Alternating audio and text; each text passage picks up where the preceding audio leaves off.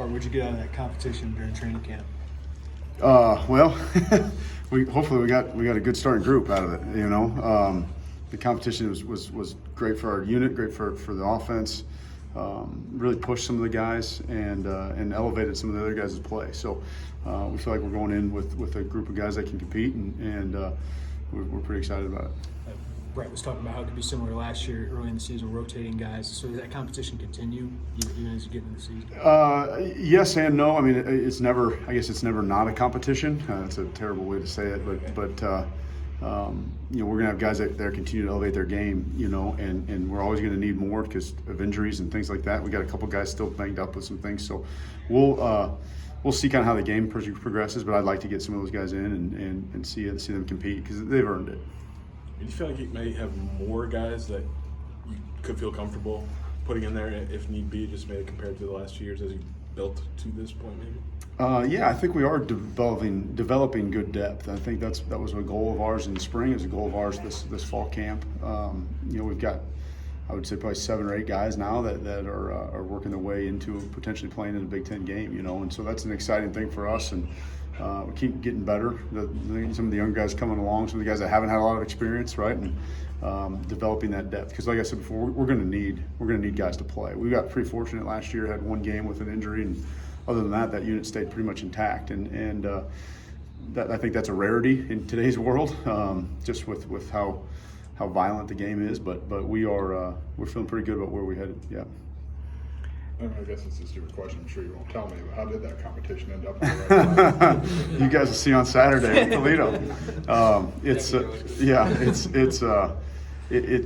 I'm sure you could probably guess who's in there, but it's been a healthy one, and each of those guys have been playing. We had guys worth the ones today. We had different reps with the ones today, so we're excited about what's going to be out there, and it's going to be a physical group. I'll tell you that. I know you said game dependent, but do you go in with a plan to rotate a few guys in certain spots and so many snaps or that kind of thing? I think it depends on how the game's going and the health of some of the starters. But there's guys that we certainly trust in there, and wouldn't bat an eye to put them in. So it depends on how the game's going and how we're playing and what we need to do to best help the team at that point.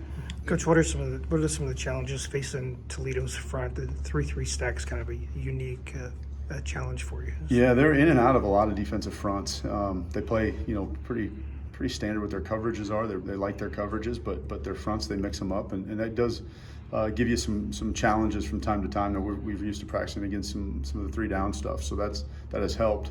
But they're an experienced group. They've won. I mean, they're MAC champions, right? They're a conference championship program, and they've won for a long time there, and really doing some good things. They're coached well.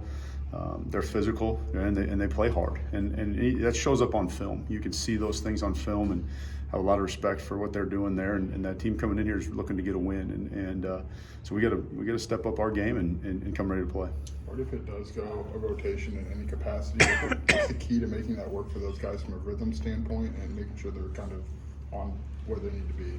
I think just the chemistry of the unit is really helpful. Those guys trust each other. Most of them have played a lot of football together, and they trust each other. There's a bond there that's kind of forged through some of the hardships we've been through as a unit, and they've had great leaders. They've got great leaders in the past and good leadership now, and they work really hard. And our preparation is a competitive advantage for us. The way they prepare mentally and physically throughout the off season, but then even into camp and the game week, they'll go into that game prepared, and that's going to give them a chance to compete with whoever's out there.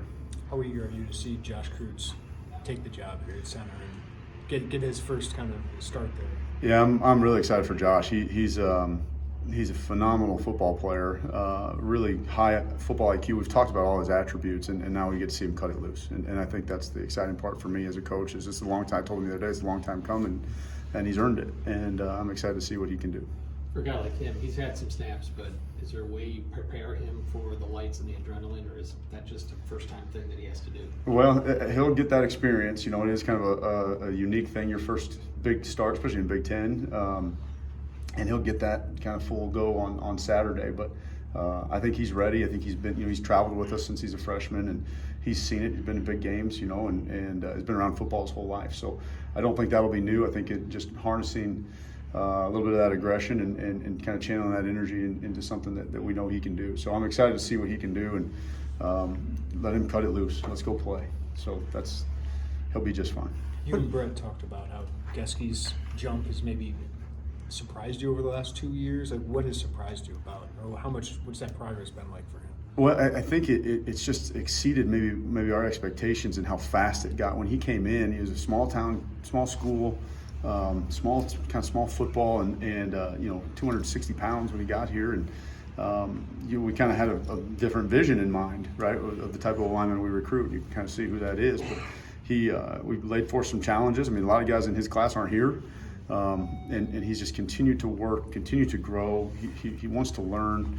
Again, another kid with a great football background. His dad playing at Nebraska, and I think he's a tough kid. He's smart, and like Coach always talks about, he's dependable, right? So he fits everything we want, and then he's worked his tail off in the weight room to gain the weight, nutrition. He's got a phenomenal just approach to how he built his body up, right? And it wasn't just a flash. I gained 30 pounds in 2 weeks. It was a process, and he fits that kind of mold to a T. And now, he's got a chance to play some tackle in the spring, and getting a chance to play some guard now in fall camp, and so he's a versatile player as well. And I think that's just helped his development. So excited for him. Coach, have you been satisfied with what you've seen from the pass protection, especially in the scrimmages? It seems like Toledo's going to send some.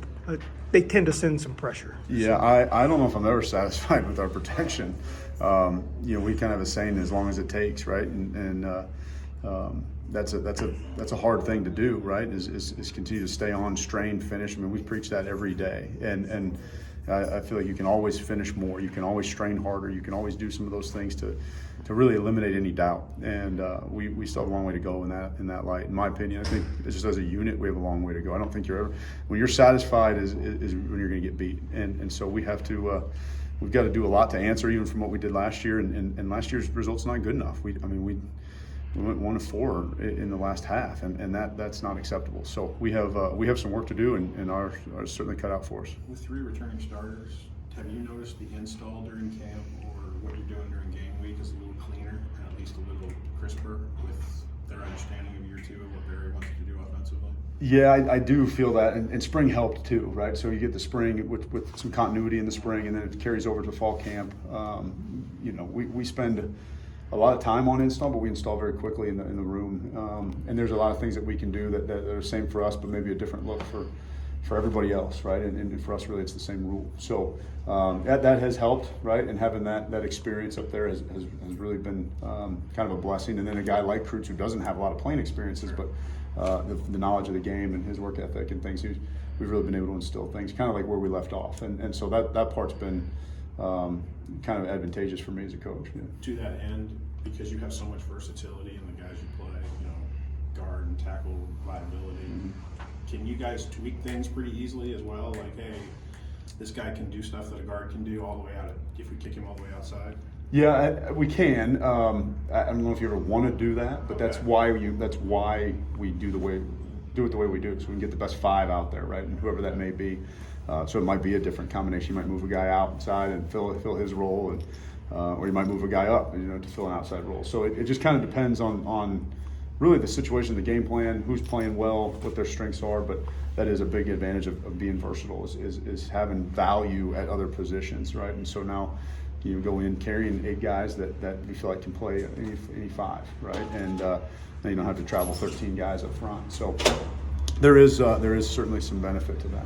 Julian Pearl has natural ability. What are you looking from him in terms of taking another step this year? So. Well, with Julian, obviously he's incredibly talented. He has really a year and a half of starting under his belt, and for him to take the next step, right? I mean, we challenged him in the offseason with a lot of things. We challenged him with his preparation mentally. We challenged him with his offseason workouts, with his fundamentals, his technique, and some of the rawness in his game. And I think that's always a work in progress. I mean, even the best in the business, right, are continually mastering their craft and working on their craft, and that's exactly what Julian's pushing himself to do is to become the best version of him. And I don't want him to be a Vidarian or anybody else, or a Joe Thomas or anybody else. I want him to be the best Julian Pearl, and so he's he's working every day to get that, and I'm excited to see what he can do.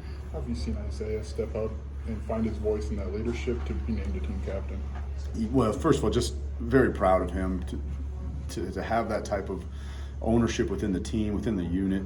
I mean, he's been here 1 year and he was elected captain by his teammates. I think that says a lot to his character and says a lot to his work ethic. And when your best players are some of your best men, that's a good sign with your program, and that's what he's done. So for him to embrace that, I think it's a challenge. I think it's something, I don't know if he expected, but certainly he fits that role. And sometimes leadership opportunities come when you least expect it, and when people depend on you, the pressure is on. But that's usually when the best rise, and that's hopefully what we're seeing out of Isaiah.